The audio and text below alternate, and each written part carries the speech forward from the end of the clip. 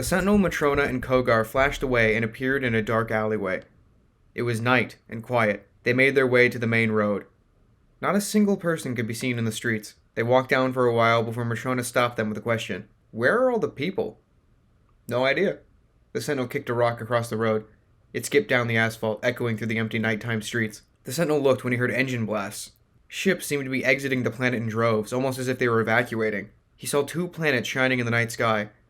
One of them was completely black, aside from city lights, and the other was Earth-like, with a bright yellow moon. The two planets were eclipsing each other. The Sentinel squinted past the two planets. Something feels off about this place. Maybe that's why I'm remembering it. What do you think of when you think of the name New Earth? Kogar asked. What comes to mind? Tragedy. The Sentinel squinted. Oh, I remember now. This place is destroyed.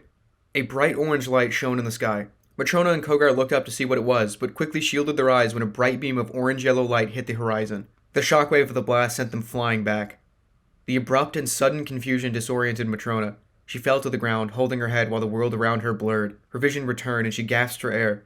The Sentinel and Kogar were separated from Matrona, nearly 10 feet away. Matrona stood up and tried to make her way to them, but the ground separated between them.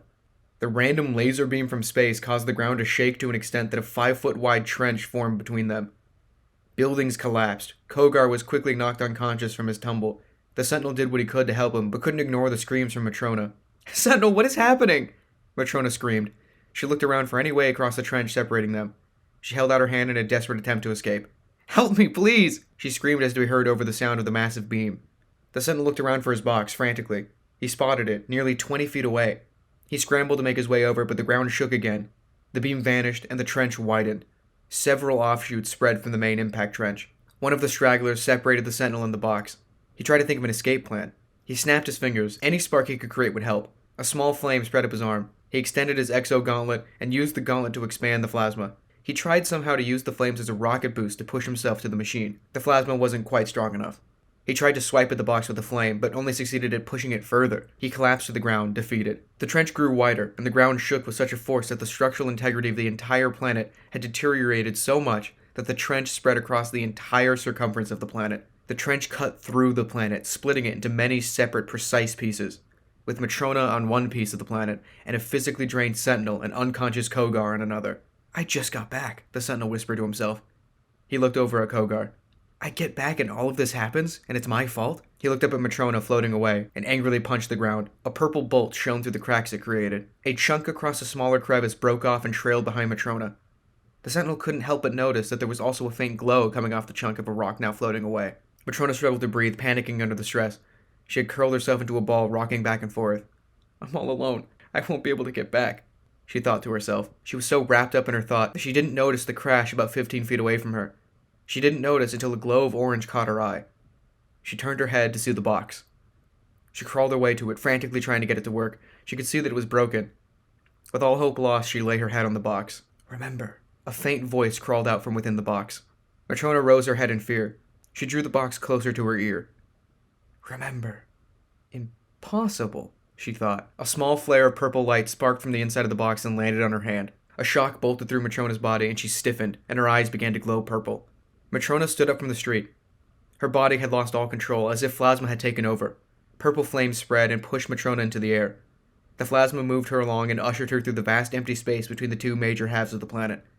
The box in hand, the plasma directed her to the Sentinel. The Sentinel rose his head, having spotted the mixture of purple and orange light in the distance. He strained his eyes, and when he finally saw Matrona, he flinched, not believing his eyes. Matrona? He yelled. An unconscious Kogar groaned to the side of him, but the Sentinel was too excited to care. Matrona landed near the Sentinel. The plasma dispersed, and her body went limp. The Sentinel caught her before she fell to the ground, and he calmly lay her down. What happened? Matrona struggled to speak. The Sentinel was busy trying to repair his time machine. No idea. It looks like you've got better control over those flames than I do. The Sentinel closed the panel on the box and began to glow a bright orange. Revving sounds confirmed all the Sentinel needed to know.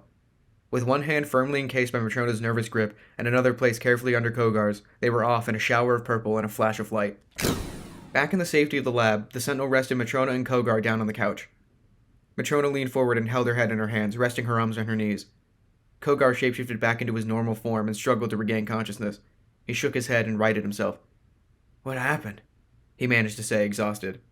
You're asking me. Matrona groaned and held her head. There's a reason the memory of that planet was fragmented. I wasn't supposed to remember it, the Sentinel said. That's a problem for future me to handle, the Sentinel said as he held his head. But more importantly, Matrona, you can control plasma too. That doesn't make any sense. Kogar floated upwards and cleared his throat. Originals can control it naturally, but when it comes to other organisms, only those who have phased, healed by plasma to shift their entire form, in the case of the Sentinel, have the ability to control it. Unless you've been imbued with a plasmatic core of some sort, which I assume would be something you'd remember. So then how can I do it? Matrona asked. Matrona and the Sentinel looked at Kogar expectantly, waiting for an explanation. What are you looking at me for? I don't know why either, Kogar exclaimed. This is too much. Matrona stood up and clumsily walked out of the room. Kogar and the Sentinel shared a concerned look.